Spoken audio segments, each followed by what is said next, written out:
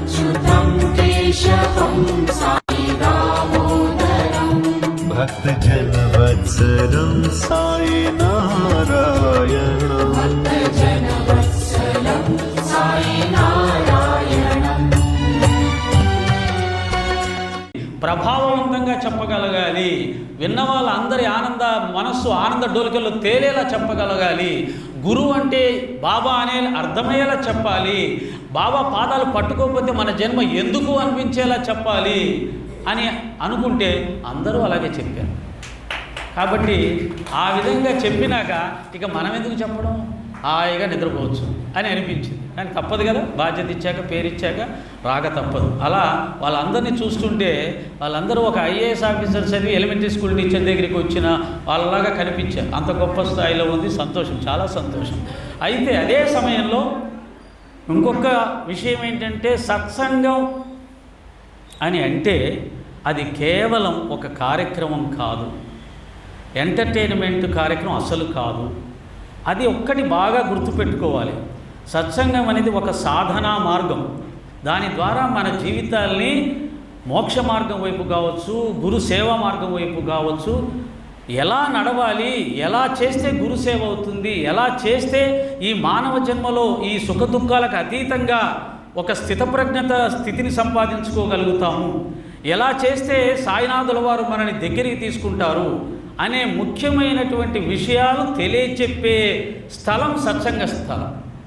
మరి ఆ దిశగానే వెళ్ళాలి అంటే నేను విన్నాను ఒక గ్రంథంలో, నిజమైన సాధకుడు భక్తుడు కనీసం గట్టిగా నవ్వను కూడా నవ్వడంట అని విన్నప్పుడు, నేను 10 సంవత్సరాల్లో సాధనలో ఉన్నప్పుడు కానీ, మధు గారు కానీ లేదా ఇంకా కొంతమంది వాళ్ళందరూ సాధన చేసిన వాళ్ళే, ఆ సాధనలో ఉన్నప్పుడు ఏకాంతంలో, మౌనంలో, నిశ్శబ్దంలో ఉన్నటువంటి ఆ వైబ్రేషన్, విశ్వ చైతన్య అనుభూతి మన మీద అది ప్రసరించే స్థితి, స్థాయి, దాన్ని మనం పొందే అనుభూతి మాటలతో చెప్పేది కాదు. అంటే మౌనంగా గంభీరంగా ఉండటంలో వచ్చే అనుభూతి బయటికి సహజంగా భౌతికంగా మామూలు వాళ్ళు నవ్వే నవ్వులతో వచ్చే అనుభూతి కాదు.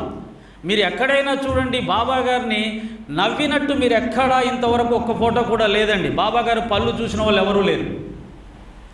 బాబా గారిని ఎక్కడ చూసినా, ముఖ్యంగా ద్వారకామాయిలో రాయి మీద కాలు వేసుకొని కూర్చొని చూస్తే ఎలా ఉంటుందంటే, ఆయన ముఖంలో ప్రపంచంలో ఉన్న బాధలన్నీ నాలోనే ఉన్నాయిరా, నా ముఖంలోనే ఉన్నాయిరా అన్నట్టుగా ఉంటుంది.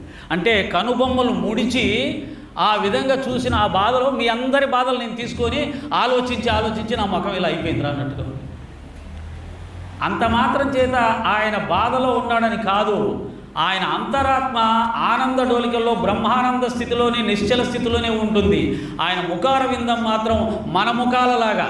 దీనికి ఇంకా ఉదాహరణతో చెప్పాలంటే, చాలామంది షిరిడీకి వెళ్ళినప్పుడు బాబా విగ్రహాన్ని చూసినప్పుడు అందరికీ అనుభవం, నీ మానసిక స్థితి, నీ జీవితంలో ఎటువంటి అనుభూతికి లోనయ్యావో అదే ముఖం ఆయన బాబా ముఖంలో కనిపిస్తూ ఉంటుంది. ఈరోజు బాబా చాలా నీరసంగా ఉన్నాడండి అంటారు కొంతమంది. ఎందుకని?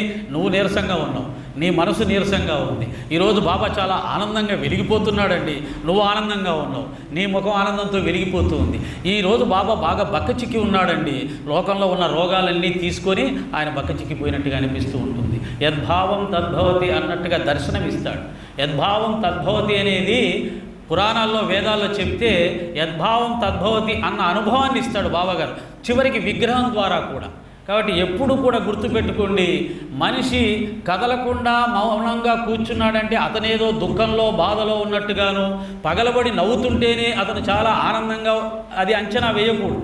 అది మామూలు వాళ్ళ విషయంలో. కానీ ఒక సాధకుడు, ఒక భక్తుడు, ఒక భక్తురాలు మౌనంగా కూర్చుంటే వాళ్ళ లోపట మనసు అనేది ఎంత దివ్యానంద స్థితిలో ఉందో ఊహించాలి. అది నిజమైన ఆనందం.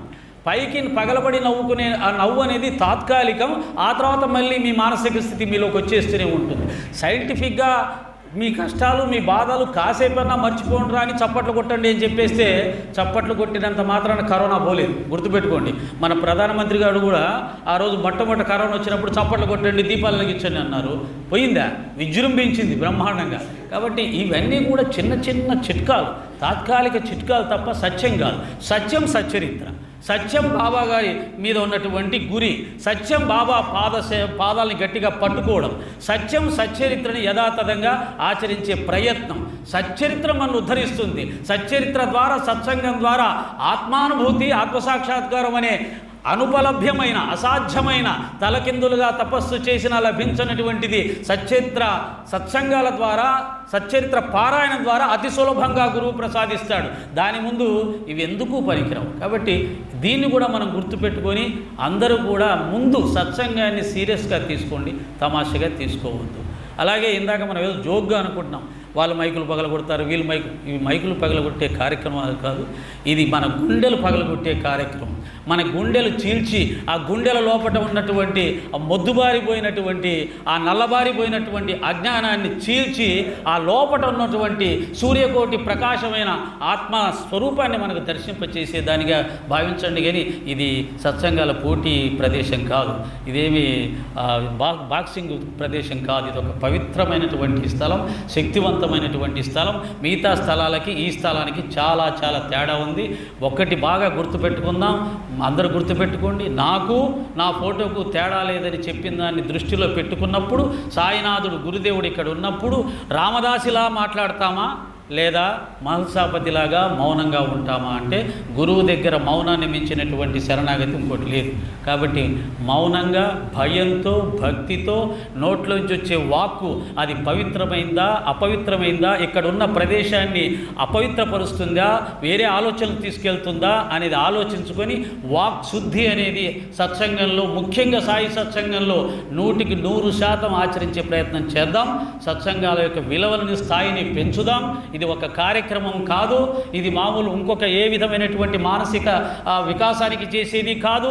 దాన్ని అన్నిటికీ దాటినటువంటి స్థాయి, మనకెవరికి అర్థం కాని స్థాయి, బాబా మాత్రమే ఇవ్వగలిగిన స్థాయి. ఇది బాగా గుర్తుపెట్టుకుందాం. ఇంతకుముందు చెప్పాను, మళ్ళీ చెప్తున్నాను. కాకా సాహెబ్ దీక్షిత్, నానా సాహెబ్ నూల్కర్, ఆయన ఎవరండి, నానా సాహెబ్, తాత్యా సాహెబ్ నూల్కర్, కాపడ్డే, బూటి మహానుభావులు ముగ్గురు బాబా దగ్గర 7 రోజు నోరు తెరిచి ఒక్క మాట మాట్లాడకుండా చేతులు కట్టుకొని మాత్రమే ఉండేవాళ్ళు. వాళ్ళు ఆయన అడిగితే సమాధానం చెప్పేవాళ్ళు, చెప్పింది చెప్పినట్టుగా చేసేవాళ్ళు. అంటే గురువు, సద్గురువు అంటే తెలిసిన వాళ్ళకు మాత్రమే ఆ స్థాయి జ్ఞానం వస్తుంది, ఆ స్థాయి సంస్కారం వస్తుంది, ఆ స్థాయి భయభక్తులు వస్తాయి. మళ్ళీ చెప్తున్నాను, ఇంతకుముందు చాలాసార్లు చెప్పాను.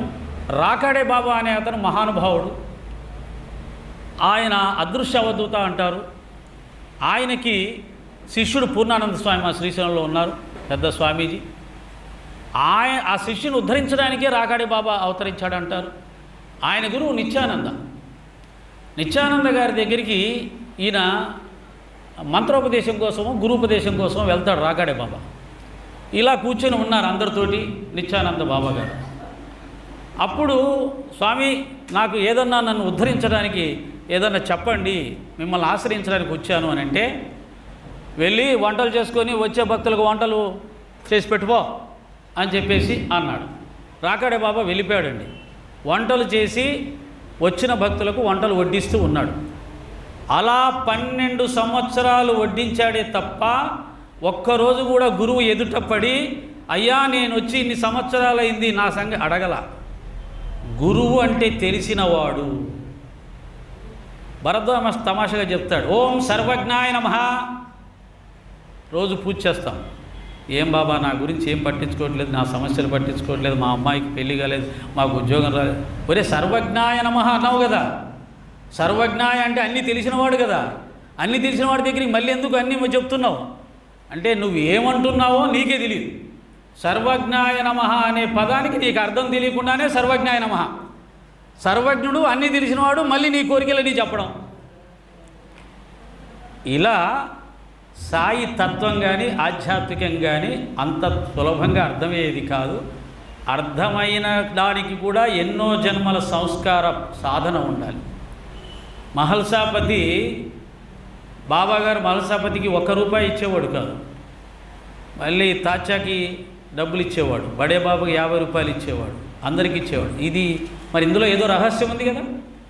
మహల్సాపతి కుటుంబం పస్తులు పడుకుంటున్నా పైసా ఇవ్వలేదు, ఎవరన్నా ఇస్తామన్నా తీసుకొని ఇవ్వలేదు, పస్తులు పడుకుంటుంటే చూస్తూ ఊరుకున్నాడు కొన్ని రోజులు.